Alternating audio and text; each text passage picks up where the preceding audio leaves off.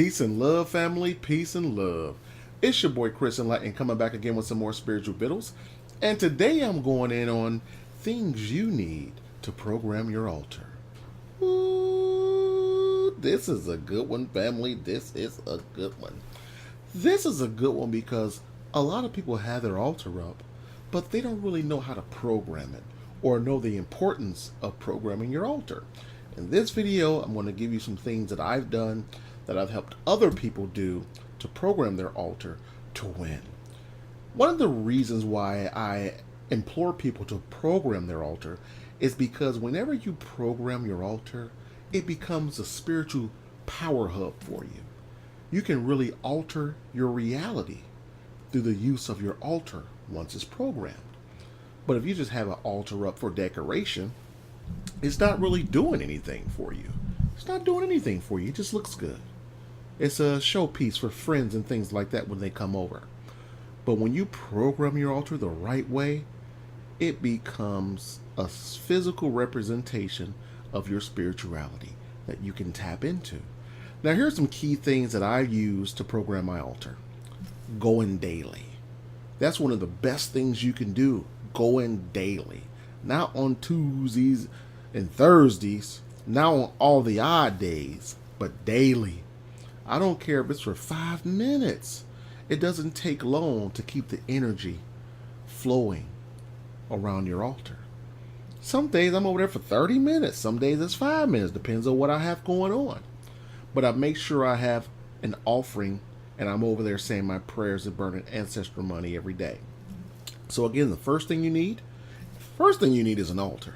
If you don't have an altar up, get you a wooden table, go to a swap meet, a Goodwill. They have them for the low. They have them for cheap. You know, if you're having financial issues, you can go to Walmart, Target, get you a nice wooden one if you like.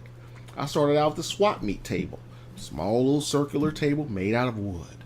That's what I started out with. And as I start growing spiritually, as I start investing more in my spirituality, my altar grew. Because your altar, again, is nothing more than a physical representation of your spirituality. As you grow, it will grow. You shouldn't have the same altar for 10 years.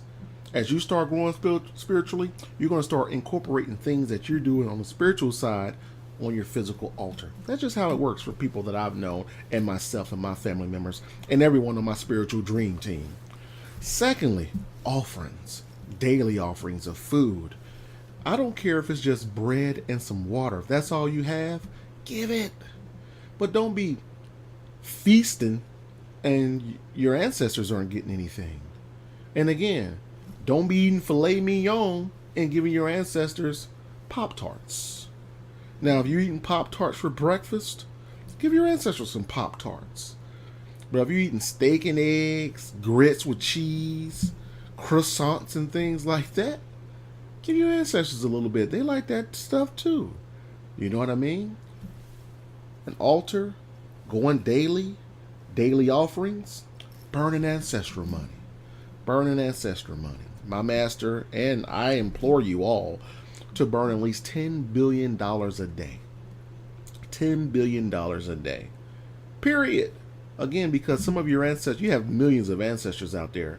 And if you're just burning $1,000 worth of ancestral dollars, you're going to get $1,000 results. You want to go big on your ancestors. Make it rain if you can. Make it rain on your ancestors if you can. Why not? Why not?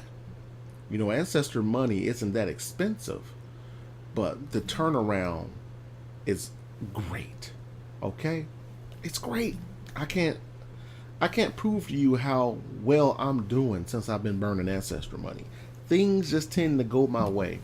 I don't care if it's just going out to eat. I don't go looking for a parking spot way off. I go to the front because I know my ancestors already got me in advance. Shout out to my boy SY Myers. I remember when I first got my ancestor altar up, we used to go out for dinner. And he would always find a parking spot right in front. I'm like, man, how do you always get a parking spot up front? He's like, I expect to have one. And when you expect to have things, the universe will open up a door to give you what you expect as long as you believe it. So I started expecting to have a front row parking spot. I started expecting to have the current of money flowing to me daily. I started expecting to have good luck. You know what I mean? So when you expect things, the universe will act accordingly to how you feel and think about things. Okay? Substance like water, libation, things like that. If your ancestors like tea, give them some tea. My ancestors love water. I have wine. I have a big bottle of water on my altar.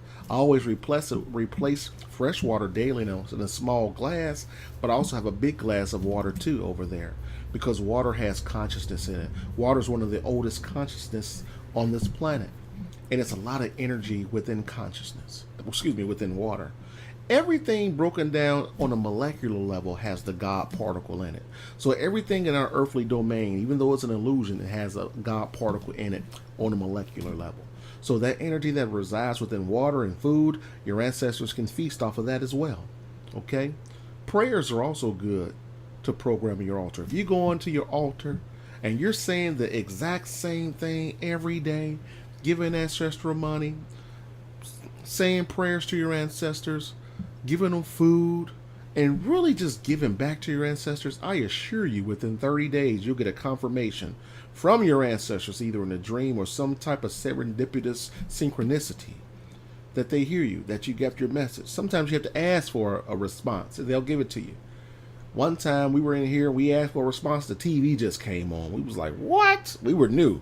We was like, what? It was a little freaky because we were still new. You know, we sitting in the dark. My wife's at her altar, I'm at my altar, and we pre-planned and said we're going to ask tonight for a sign.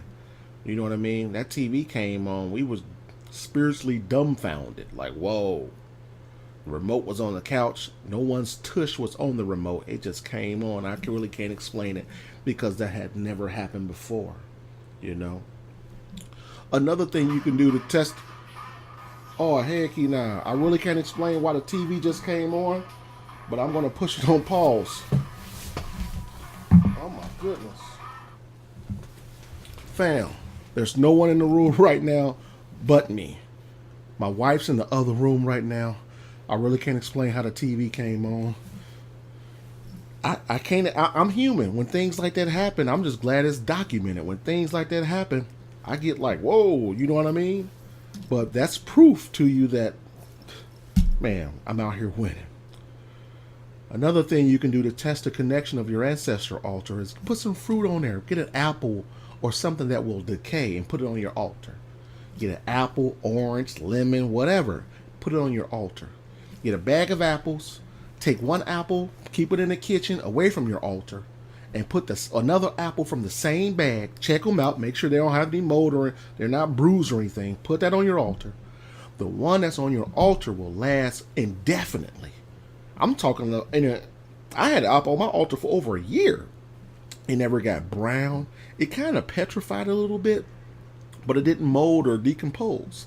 After a year, I was like, you know what? Let me bite into this thing. I bit into it, and it was still juicy and crunchy. And I was like, what is going on? Blew me away, family. Blew me away. So these are things that I do to test, to create my own no system. You got to do things. You got to do stuff. You can't just listen to other people and live vicariously through their wins. You got to create a plethora of your own wins. That's what's going to give you spiritual strength. So when someone asks you about your altar, your practices, you can stand firm, look them dead in the eye and say, I do this, and I do that. They say, well, tell me about some wins. And you got a laundry list of things that's within your no system that you know happened to you.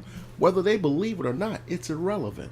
It's futile. It really doesn't matter because you know, and nothing they can say, nothing they can introduce to you will change that. So that's why you must do things on your own. Create your own experiences. Again, listen to what I'm saying if you choose to and apply what I'm giving you and see if it works for you. If it doesn't, discard it. If it does, you're winning. That's what this spiritual journey is all about. No two spiritual journeys are the same. I can't tell you everything that I've done on my spiritual path. You have to focus on your own path. And that's what this path is all about. Okay? One thing about the spiritual journey is it's a lonely road. You have to do it alone. You can get other people and keep them on your spiritual dream team and you guys can powwow and share experiences and things like that. But everything that's going to happen to you, you have to do on your own. You have to be a spiritual Ronin.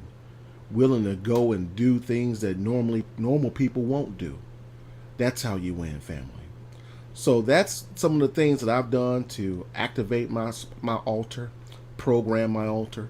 Now that my altar is programmed, that's my spiritual hub. I go over there and I say what I want. I mean what I say, and the universe acts accordingly and gives me what I want. I don't ask for anything too lavish in the beginning.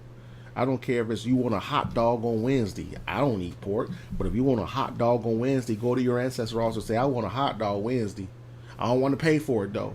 Somebody might have a potluck at work and there's hot dogs there. It's just as simple as that. That's how the universe responds to you when it knows you're serious. I just did a video on asking what you want. You really need to start asking all that you want out of life. I don't care what it is, from a minute level to a high level. Ask for exactly what it is you want. Speak it. Use vernacular. Use the guttural language that we use. Write it down. Put it on your altar. Okay, family? So on that note, I hope you got some jewels from this video. It's your boy Chris Enlightened. If you want a consultation, reach out to me. thechrisenlightened@gmail.com.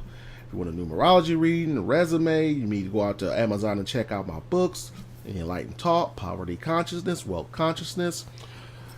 Go out to blogtalkradio.com, check out our shows, Twin Flame Radio, and we out here winning, family. So on that note, program that altar and start winning.